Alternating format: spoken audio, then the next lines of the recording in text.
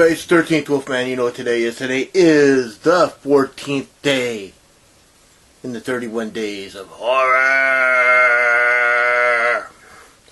Yeah, so 7 days ago, I talked to you about Black Sabbath. That's right, Italian horror movie made by Mario Bava. Today I'm going to talk to you about Bay of Blood, an Italian horror movie made by Mario Bava. Yeah, so this is an interesting movie. I mean, if you watch this movie, you will see that the people that made Friday the 13th Part 2 stole a lot of the kills from this movie. Yeah, I kid you not. This movie came out in 1972. 10 years, roughly 9 or 10 years before Friday the 13th Part 2 came out. Bay of Blood. So Bay of Blood starts off as, it's basically one of the first slashers ever. I mean, honestly, we're talking before Halloween. We're talking before Texas Chainsaw. We're talking before Black Christmas. You know, but it doesn't get the recognition it should get because, well, not everyone has seen it, and it's an Italian horror film. So, I mean, that's just what it is. Either you love Italian horror or you just haven't seen it. I'm not going to say you hate it. I just think you haven't seen it, and if you'd seen it, you'd appreciate it a little bit more. But yeah. So the movie starts off with this old lady in a wheelchair. She gets killed, and it's made to look like a suicide. And I mean, I could get right into the plot and go into this, but basically, she has family, and whoever the family is going to inherit this huge plot of land that she has, you know, including the bay. Some people have designs on the bay on what to do with it. Other people want to leave the bay the way it is. And this really is a slasher wrapped in a whodunit. You know, when you get to the end of the movie, it's kind of funny when you find out what the whole process was.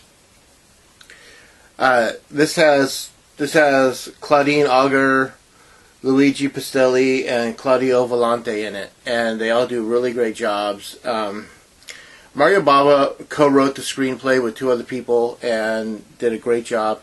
This was, like I said, we're talking towards the end of his career because he died I want to say he died around 1975, 76, you know, Mario Bava. And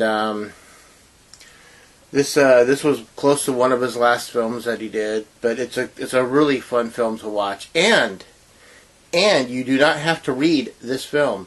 This movie is dubbed in English. So you don't even get a choice of subtitles with this movie. So that's a good thing. You can go out, you can get it, you can watch it. I mean, there's other places that have probably put out the full Italian version. You know, this came with the Mario Bava Volume 2, I believe it is, from Anchor Bay.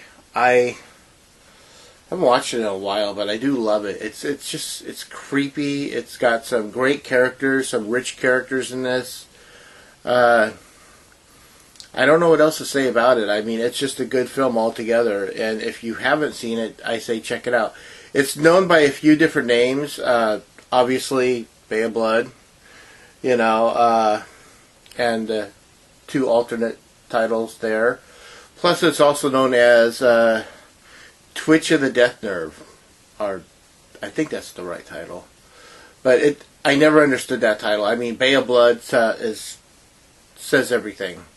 It's all about people dying out at this bay. I mean, but it's a good movie. It's a masterpiece. I mean, I love Mario Bava films, so I mean I could say it's one of my favorite films. But all of his films are like one of my favorite films. I just like the way Mario Bava puts together his stories. Here's the inside. You know, Yeah. So Bay of Blood is day 14 in the 31 days of horror. That's right. Always like, subscribe, share, and comment. I want to know what you have to say when you do subscribe. Hit that bell, bing that bell, ring that bell. That way you'll be notified whenever I'm putting something new up. And as always, I am the 13th Wolfman. And like every other day, I'm on the prowl.